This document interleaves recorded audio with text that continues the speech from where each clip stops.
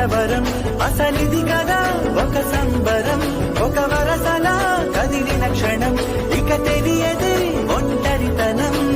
ఎన్నాళ్ళ ఘోరాలు కన్నోటిలా వస్తూనే పోయాయి కన్నీళ్ళిలా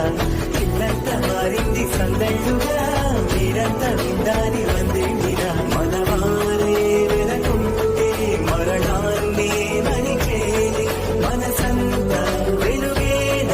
ఇక చీకటెళ్ళింది తెల్లారి నవ్వుతోనే 10 మంది